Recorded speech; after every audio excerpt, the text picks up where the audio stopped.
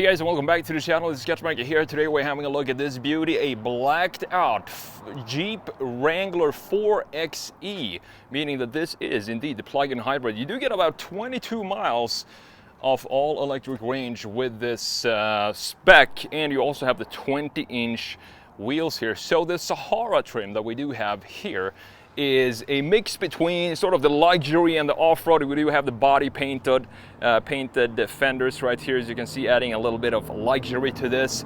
And this one is for sale right here at Urban Motors in Denver if you're interested in this specific vehicle. So what we're going to do in this video is have a look at this design, because I think they facelifted it in 2021 if I'm not mistaken, adding the indicators integrated in the fenders, which I think looks really cool, and the overall front face just screams Jeep. We have full LED headlights. Love the housing for it right here. It looks super modern. You can even see a bit of a chip back there. Very cool to see the functionality behind the headlight itself. You have the 7 slots, typical Jeep design. The horn is located right here behind this slot. You can see it right there. Silver trim going on the outlines for the headlights and the grille slots as well. This being the 4xe, meaning that we do have some blue accents on here. For example, these hooks in the bumper are all blue. I think it looks nice and contrasts nicely with the black exterior that we have here. And all the way down at the bumper here, you can see that we do have the fog lights integrated in the bumper, and this is what the lower section looks like underneath. We do have these new indicator lights that are integrated into the bumper itself, or into the fender itself. I like this because what it also has is the daytime run light right here, so it creates a very distinct face for the Jeep with the round circular headlights, which also has daytime run lights running around it right here on the outside, and these vertical slots that we have in the fenders. Now, coming around to the side view here, what makes this special is if you look up here, you can see that we do have a specific slot for the 4xe. This is where you plug in your charging cable, which you have in the trunk. You're gonna have a look at that in a minute. So this is obviously something that you don't get on a regular Wrangler. Beefy fenders. I overall just love the proportions of a Wrangler, because as I said, it just feels like it has this classic Jeep proportions to it.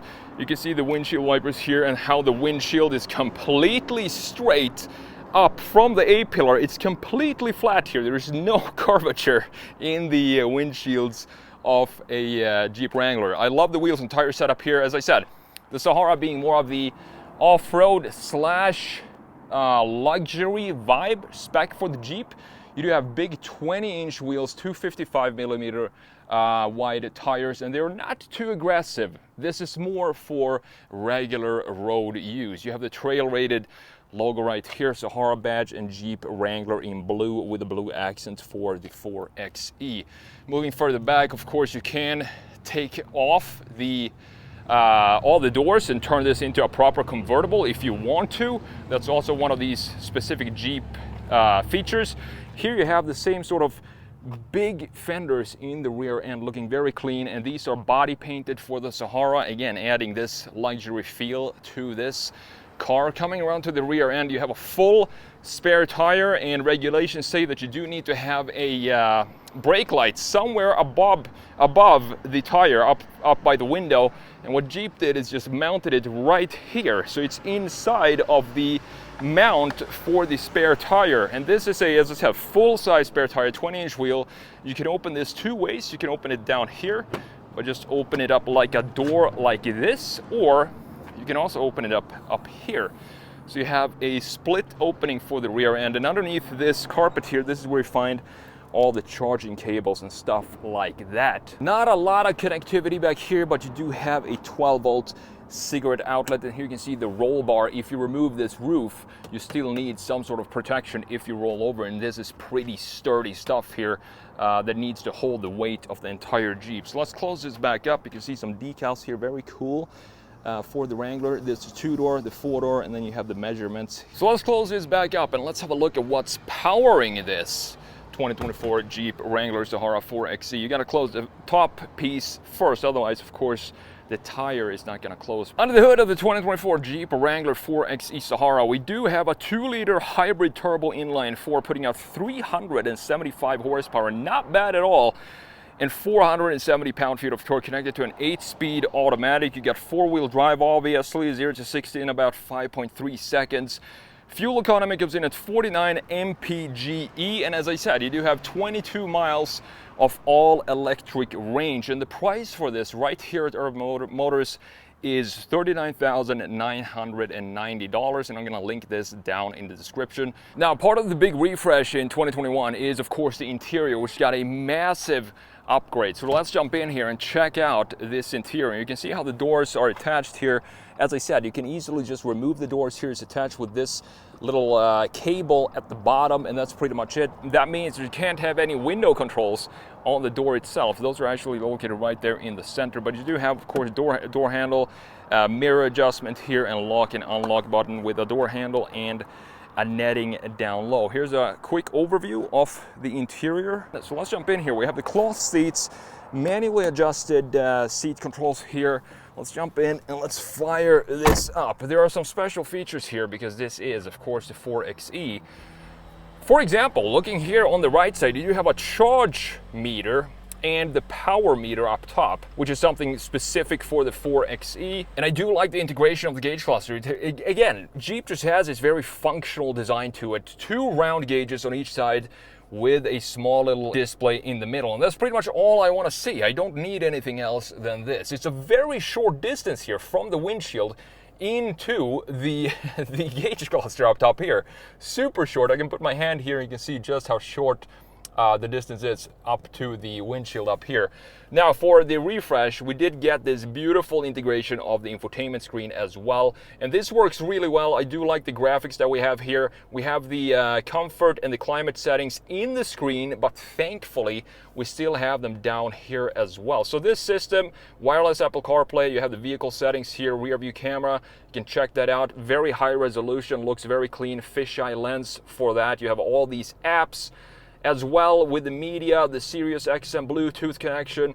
And if we go into these vehicle settings here, you have the e-hybrid settings. You can see some information about that, how the powertrain is working here, driving history, schedules, e-save, meaning that we do have an e-save button right here as well. We have dashboard, we have controls, rear view camera, and then you have all these settings here and the safety and driving assistance. So this system, I really like the integration because it does not stick up above the dash here, and that is pretty much all I'm looking for when we have big screens in the interior like we have right here. Grab handles for the passengers when we go on those rugged off-road trails. Cloth material up here.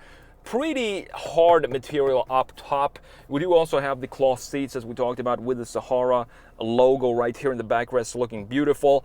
2 vents at the bottom. This is what I like to see as well. You do have the recharge button here. Max regen is now on. You have the volume knob, and all the climate control settings that you would ever need is proper physical buttons.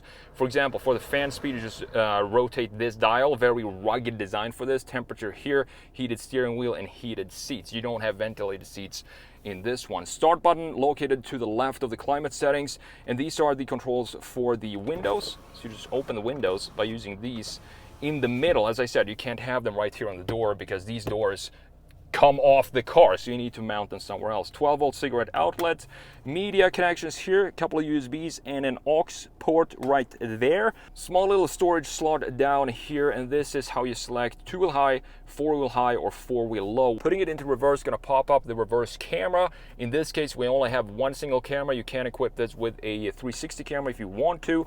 Go into drive and pop it into manual. You don't have any paddles on the back, but you just move this up and down to shift up or down, obviously. Further back, a classic old e-brake, 2 cup holders. This is what the key looks like. A pretty traditional looking Jeep key. Has the same rugged feel to it here. As you can see, Jeep on the back. Looking at the armrest here, it's pretty soft. It could probably be a little softer. I like that we have this brown stitching coming back in the interior. Lift this up, you have a top storage up top, and we can also lift up the entire thing and get more storage underneath in addition to a USB slot right here. Now, up top, of course, this being a removable roof, we don't have any sunroofs, which is completely fine for me. This is a very interesting material, very rugged and hard material. Easy to store this roof when it's off the car. Now, looking at the steering wheel here, nothing crazy going on with the steering wheel. You have Jeep in the middle. I like this texture here because this makes it unique for Jeep, having these designs on the outline of the logo, and you have the cruise control settings on the right side here, and the controls to configure the small little screen in the middle on the left side. I can go through all the screens that we have here. You have the audio, the trip info, hybrid info, energy, economy, driver assist, off-road. This is a pretty cool little screen. You have two different versions here, and you also have vehicle info and the speedometer. Indicator stalk on the left side and washer on the right side. Talked briefly about these buttons down here. These are the different drive modes that you have. You have all electric, which is 22 miles of only electric range, hybrid mode, or e-save, which means that the internal combustion engine, when you're driving that, is actually going to charge the car. Check this out. Overview of the back seat. It's very, very small door. I mean, it's a super short door. We only have a door opener, a door handle here. That's pretty much it for the door. Net in the lower section. Let's jump in here. Check out if I can fit behind myself in the four-door Wrangler. And it's okay. It's not the best space back here, but if I sit like this upright, I'm totally fine. Headroom is fantastic because we don't really have a solid roof here again. You have two vents here and a couple of window switches in addition to a house outlet down there and a couple of USB-Cs and USB ports up top. So plenty of USBs in this Wrangler. If you fold down the center armrest, you're going to find yourself two cup holder right here. All right, let's take the 2024 Jeep Wrangler 4xe Sahara for a drive. Wow, 375 horsepower is definitely enough in this package. This really goes.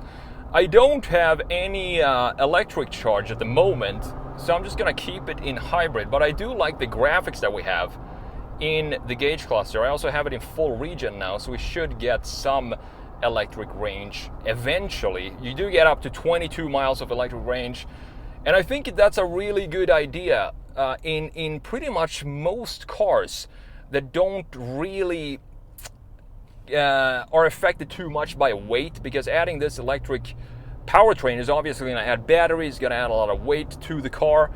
But I think it's a cool idea still, because if you just want to go for a drive, short drive to the grocery store or something like that, you can use only electric drive. Jeeps have these tendencies to be very wobbly on the road. I can feel that in this Wrangler as well. It's not a death wobble yet, but it still feels very wobbly, and that is just what you get with Wrangler. It's just as how they are built, and pretty much every single Wrangler has some of this wobble sort of built into the car.